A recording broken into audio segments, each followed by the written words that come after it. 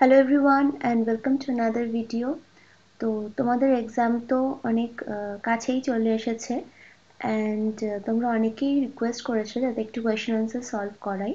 তো আজকে আমি একটা কোয়েশ্চেন সলভ করাবো, যেটা সলভ করাবো মানে এক্সপ্লেন করব, যেটা তোমাদের এইচএস ইকোনমিক্স এক্সামিনেশন 2024 এর জন্য কিন্তু খুবই ইম্পর্ট্যান্ট।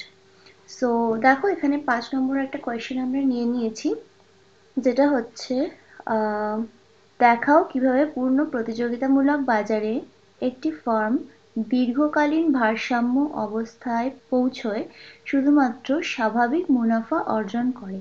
তার মানে এই কোয়েশ্চেনটা থেকেই আমরা বুঝতে পারছি যে এটাতে আমাদের কি বলেছে। ফার্স্ট অফ অল পূর্ণ প্রতিযোগিতামূলক বাজার বলেছে, তার মানে পারফেক্ট কম্পিটিশন, আর ফার্মের দীর্ঘকালীন ভারসাম্য সম্বন্ধে আমাদেরকে লিখতে বলেছে। ঠিক আছে, সো আমরা আজকে কি করব, দীর্ঘকালীন ভারসাম্য কি হয়, কিভাবে ফার্ম অ্যাটেন্ড করে, আর কিভাবে সেখানে দীর্ঘকালীন ভারসাম্যতে শুধুমাত্র স্বাভাবিক মুনাফাই অর্জন করা যায়, সেটাই আমরা আজকে এক্সপ্লেন করব। সো চলো, লেটস স্টার্ট। ওকে, সো আমরা জানি যে পূর্ণ প্রতিযোগিতামূলক বাজারে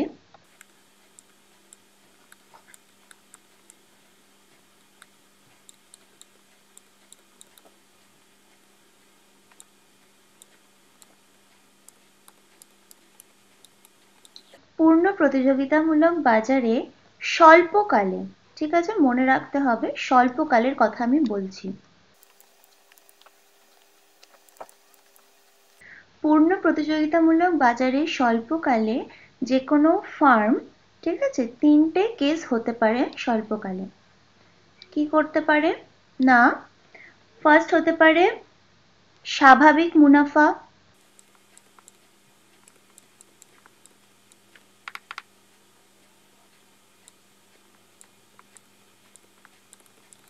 স্বাভাবিকের চেয়ে বেশি মুনাফা,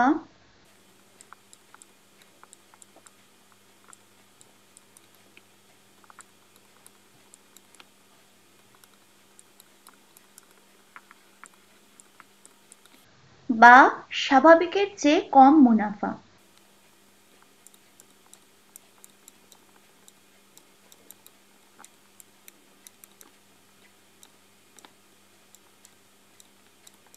সো এই তিনটেই হতে পারে, ঠিক আছে। হয়তো স্বাভাবিক মুনাফা মানে নর্মাল প্রফিট হতে পারে, স্বাভাবিকের চেয়ে বেশি মুনাফা মানে সুপার নর্মাল প্রফিট হতে পারে, বা স্বাভাবিকের চেয়ে কম মুনাফা মানে লস হতে পারে।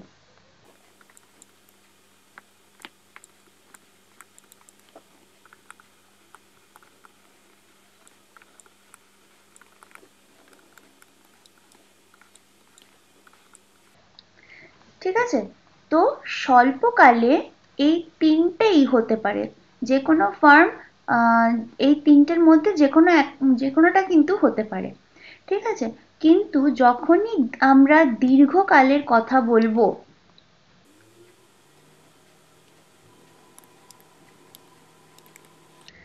যখনই আমরা দীর্ঘকালের কথা বলবো, দীর্ঘকালে কিন্তু পূর্ণ প্রতিযোগিতামূলক বাজারে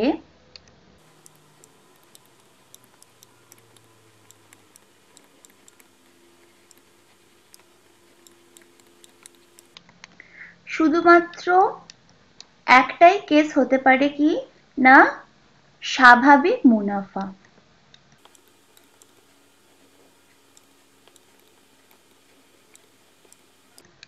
ঠিক আছে, শুধুমাত্র একটাই কেস হবে স্বাভাবিক মুনাফা। ঠিক আছে, এবার তাহলে এই স্বাভাবিক মুনাফা কিভাবে হচ্ছে, কেন শুধুমাত্র স্বাভাবিক মুনাফাই হচ্ছে, কেন লস হচ্ছে না, কেন সুপার নর্মাল প্রফিট হচ্ছে না, সেটাই আমরা এখন দেখে নেব। ধরো আমরা একটা ফার্ম নিয়ে নিলাম, যাকে আমরা নাম দিলাম এ। ঠিক আছে, এবারে এ কি করছে, স্বল্পকালে স্বাভাবিকের চেয়ে বেশি মুনাফা অর্জন করছে।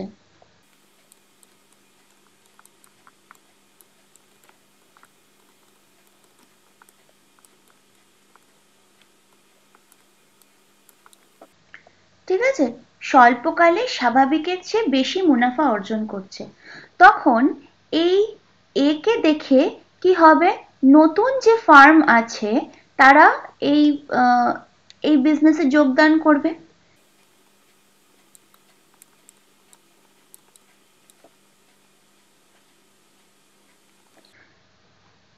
তাহলে কি হবে, নতুন ফার্ম যোগ হবে এই বাজারে, কিসের জন্য, বেশি মুনাফার জন্য।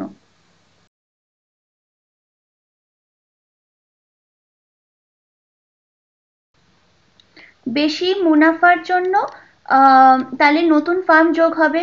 সবাই দেখছে এ কি করছে, স্বাভাবিকের চেয়ে বেশি মুনাফা পাচ্ছে, অনেক বেশি প্রফিট করছে, তো একে দেখে কি হবে, নতুন ধরো বি সি ডি আরো ইত্যাদি আরো নতুন নতুন ফার্ম, মানে নতুন ছোট ছোট যে ফার্মগুলো রয়েছে তারাও কি যোগ হবে এই বিজনেসে, এই মার্কেটে যোগ হবে, পারফেক্ট কম্পিটিশন মার্কেটে যোগ হবে। আর কি করবে না, একই জিনিস উৎপাদন করতে শুরু করবে, কিসের জন্য, বেশি মুনাফা অর্জনের আশায়। তাহলে কি হবে, যখন একই দ্রব্য প্রথমে আগে শুধু এ উৎপাদন করছিল, এখন সেম দ্রব্য বি সি ডি সবাই উৎপাদন করছে, ঠিক আছে। তো এটার জন্য কি হবে, সেই দ্রব্যের যে যোগানটা বেড়ে যাবে, ঠিক আছে। এবার আমরা জানি যে যোগান যখন বেড়ে যাবে, যে দ্রব্যটা তৈরি করা হচ্ছে সেই দ্রব্যের যোগান যদি বেড়ে যায়, চাহিদা ধরো সমান রয়েছে, যোগানটা বেড়ে গেছে, ঠিক আছে, চাহিদাটা ফিক্স, চাহিদাটা কিন্তু ফিক্স রয়েছে, আর যোগানটা যেটা সেটা বেড়ে গেছে। তাহলে তাহলে কি হবে, তাহলে জিনিসের এই সেই দ্রব্যের দামটা কি হবে, দাম কমে যাবে, সেই দ্রব্যের দাম কমে যাবে। দাম যদি কমে যায় তাহলে কি হবে, তাহলে যে স্বাভাবিকের চেয়ে বেশি মুনাফা যে হচ্ছিল,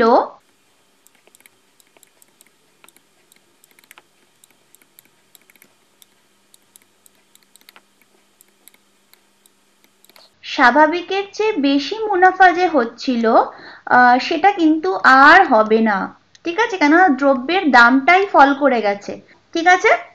তাহলে এই অবস্থাটাই কিন্তু চলতে থাকবে যতক্ষণ ফার্ম স্বাভাবিকের চেয়ে বেশি মুনাফা অর্জন করছে, ঠিক আছে, ফার্ম যতক্ষণ স্বাভাবিকের চেয়ে বেশি মুনাফা অর্জন করছে ততক্ষণ কি হবে, ততক্ষণ নতুন নতুন নতুন নতুন ফার্ম কিন্তু যোগ হতে থাকবে, যার ফলে যোগানটা, সেই দ্রব্যের যোগান বাড়তে থাকবে, আর চাহিদাটা যেহেতু সমান সেহেতু দ্রব্যের দামটা কমে যাবে, দাম কমে যাবে, আর কি হবে না, ফার্মের মুনাফা কমতে থাকবে, ঠিক আছে, ফার্মের মুনাফা কমতে থাকবে, ফার্মের মুনাফা কমতে থাকবে, ঠিক আছে।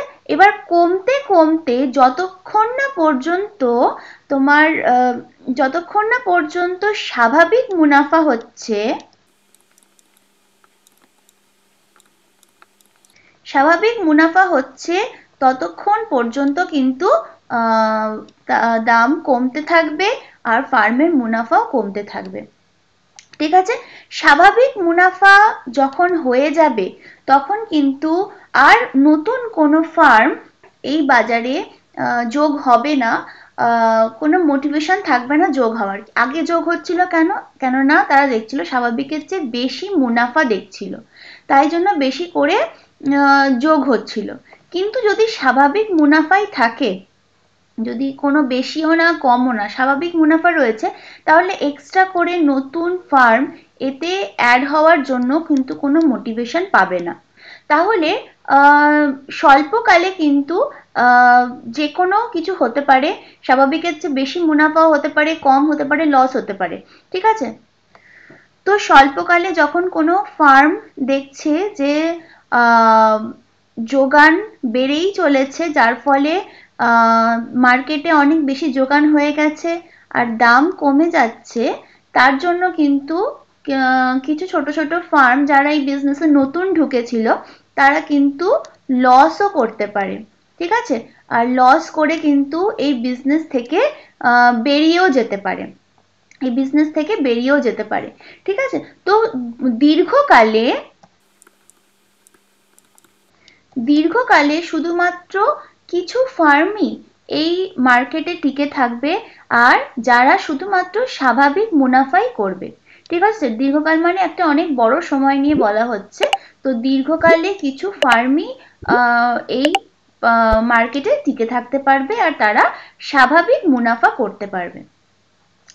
আশা করি এটা বোঝাতে পারলাম। এবার আমরা এটা একটা গ্রাফের মাধ্যমে দেখে নিই।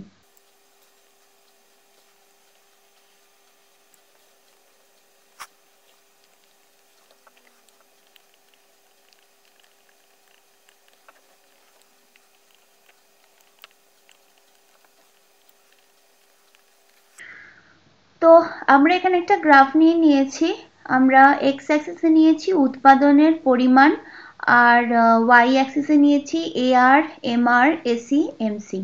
তো আমরা জানি পারফেক্ট কম্পিটিশন মানে পূর্ণ প্রতিযোগিতামূলক বাজারে ভারসাম্যের জন্য যে কন্ডিশন, মানে তিনটে কন্ডিশন হয়। তো ফার্স্ট কন্ডিশনটা কি, যেটা আমাদেরকে একদমই মনে রাখতে হবে, সেটা হচ্ছে দাম ইকুয়ালস টু প্রান্তিক ব্যয়।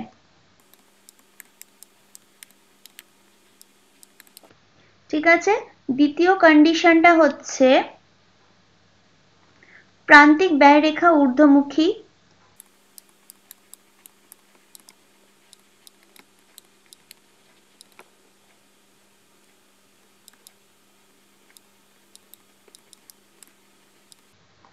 ঊর্ধ্বাভিমুখী, ঠিক আছে, মানে ওপরের দিকে হবে।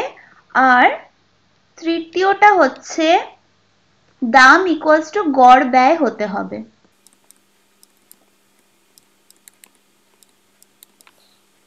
মানে ফার্স্ট কন্ডিশনটা কি বলছে, দাম ইকুয়ালস টু প্রান্তিক ব্যয় মানে প্রাইস ইকুয়ালস টু এমসি, প্রান্তিক ব্যয় মানে এমসি।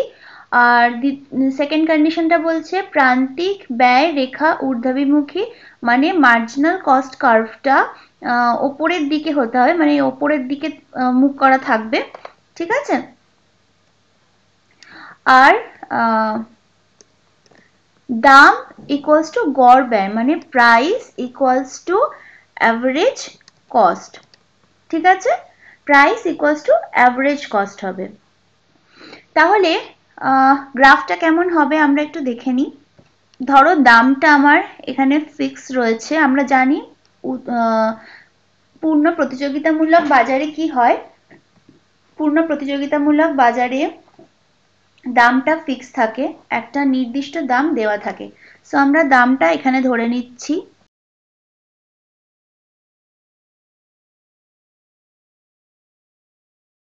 দামটা ফিক্স, আর এটা নাম দিয়ে দিলাম পি।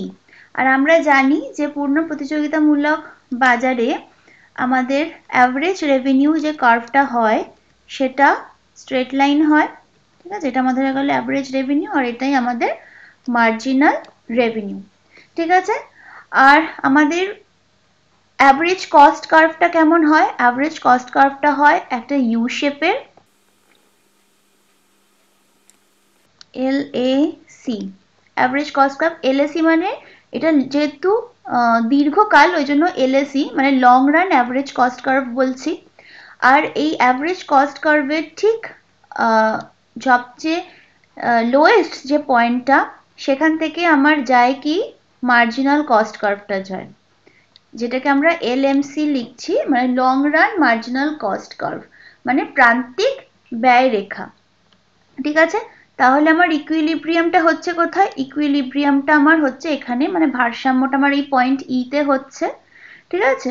আর আমার ভারসাম্যর যে উৎপাদন সেটা কতটা হচ্ছে এই পয়েন্ট কিউতে হচ্ছে, ঠিক আছে। এখানে দেখো যে এই যে আমরা এখানে যে টোটাল যে রেভিনিউটা হয়েছে সেটা কতটা হচ্ছে, টোটাল রেভিনিউ হচ্ছে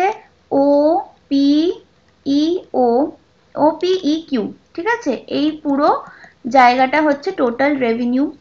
আর টোটাল কস্ট কত, টোটাল কস্টও কিন্তু ওপিইকিউ ওপিইকিউ একই হচ্ছে।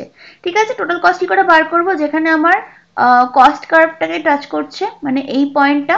ঠিক আছে, টোটাল রেভিনিউ যা, রেভিনিউ এখানে হচ্ছে আর কস্টও এখানে হচ্ছে। ঠিক আছে, সেই জন্য আমার কি হচ্ছে, স্বাভাবিক মুনাফা হচ্ছে। টোটাল কস্ট আর টোটাল রেভিনিউ আর টোটাল কস্ট সমান হবে, দুটোর এরিয়াই সমান। যখন দুটোই সমান হবে তখন আমরা বলবো স্বাভাবিক মুনাফা অর্জন করছে, না অতিরিক্ত মুনাফা পাচ্ছে না লস করছে। ঠিক আছে, মোটামুটি মার্কেটে টিকে থাকার মতো একটা রেভিনিউ কিন্তু পাচ্ছে। ঠিক আছে, তাহলে এটা বোঝা গেল। তাহলে দীর্ঘকালীন ভারসাম্যতে কি হচ্ছে,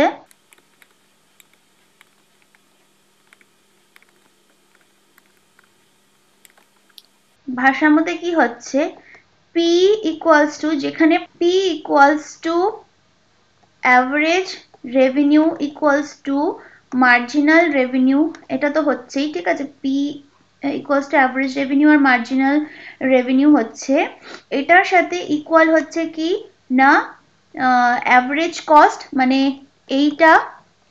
ঠিক আছে, অ্যাভারেজ কস্ট, যেটা আমরা এখানে এলএসি লিখছি, আর একই পয়েন্টে কি হচ্ছে, মার্জিনাল কস্টও আসে, মার্জিনাল কস্টের লাইনটাও পাস করছে, তো এলএমসি লিখছি।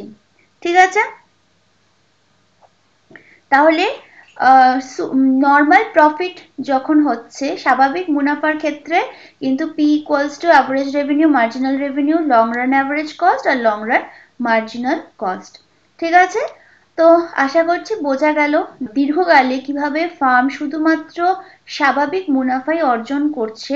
তোমরা আরো বেটার বুঝতে পারবে যদি তোমরা আগে এটা বুঝে নাও যে স্বল্পকালে কিভাবে ফার্ম স্বাভাবিক মুনাফা বা স্বাভাবিকের যে বেশি মুনাফা বা লস করছে, সেই ডায়াগ্রামটা যদি তোমরা বুঝে নাও তাহলে অনেক আরো ইজিলি এটা বুঝতে পারবে। সো সেটার ভিডিও আমার অলরেডি আপলোড করে দেওয়া আছে, ডেসক্রিপশনে সেই ভিডিওটার লিঙ্ক পেয়ে যাবে। তোমরা আরো এই গ্রাফটা বেটার বুঝতে পারবে যদি তোমরা সেই ভিডিওটা দেখো আর তারপরে এই ভিডিওটা দেখো, তাহলে অনেক বেশি ভালো বুঝতে পারবে। ঠিক আছে, লিঙ্ক আমি ডেসক্রিপশনে দিয়ে দেবো, তো তোমরা সেই ভিডিওটা চেক আউট করতে পারো। তাহলে তোমরা এটা তো বুঝে গেলে যে দীর্ঘকালে ফার্ম শুধুমাত্র স্বাভাবিক মুনাফা কিভাবে অর্জন করছে। এবার কোয়েশ্চেনটার আনসার কিভাবে লিখবে। দেখো, কোয়েশ্চেনটার আনসার লেখার জন্য তোমাদের কিন্তু পুরো জিনিসটা এক্সপ্লেন করতে হবে। ফার্স্টে তোমাদেরকে আমি যে সাইকেলটা বুঝিয়েছিলাম, যে স্বল্পকালে স্বাভাবিক মুনাফা যে হচ্ছে, সেখান থেকে তার জন্য কি হচ্ছে, তার জন্য আরো ডিফারেন্ট, মানে আরো অনেক ফার্ম, মানে বি সি ডি আরো ডিফারেন্ট ডিফারেন্ট ফার্ম যোগদান হচ্ছে, তারপরে তার জন্য কি হচ্ছে, তার জন্য যোগান যেটা আছে সেটা বাড়ছে, আর তার জন্য দাম কমে যাচ্ছে। ঠিক আছে, দাম কমে যাচ্ছে যার ফলে মুনাফা কমে যাচ্ছে। ঠিক আছে, এই পুরো প্রসেসটা কিন্তু তোমাদেরকে এক্সপ্লেন করতে হবে। এক্সপ্লেন করার পরে তোমরা এই গ্রাফটা আঁকবে, এই গ্রাফটা এঁকে ছোট করে গ্রাফটাকেও এক্সপ্লেন করে দেবে। আর এই কন্ডিশনটা অবশ্যই লিখবে, যে দীর্ঘকালে ভারসাম্যর কন্ডিশনটা অবশ্যই লিখবে। ঠিক আছে, যে কি কন্ডিশন ফুলফিল হলে তবে দীর্ঘকালে ভারসাম্য আসছে। তো তোমাদের প্রথমে যেটা বললাম যে কিভাবে তোমাদের প্রথমে একটুখানি এক্সপ্লেন করতে হবে যে স্বল্পকাল থেকে দীর্ঘকালে যে ট্রানজিশনটা হচ্ছে, স্বল্পকালে স্বাভাবিকের চেয়ে বেশি মুনাফা থেকে যে নর্মাল প্রফিটে কিভাবে আসছে, কিভাবে লস মেকিং ফার্মগুলো বেরিয়ে যাচ্ছে, সেটা তোমাদেরকে এক্সপ্লেন করতে হবে। তারপরে গ্রাফটা দিতে হবে, তারপরে গ্রাফটা আবার এক্সপ্লেন করে দিতে হবে ছোট করে। তো এইভাবে তোমরা আনসারটাকে ফ্রেম করবে। অ্যান্ড আশা করছি তোমরা এটা বুঝতে পেরেছো। অ্যান্ড এইটা রিলেটেড যদি কোনো সমস্যা থেকে থাকে তাহলে কমেন্ট বক্সে লিখে জানাও।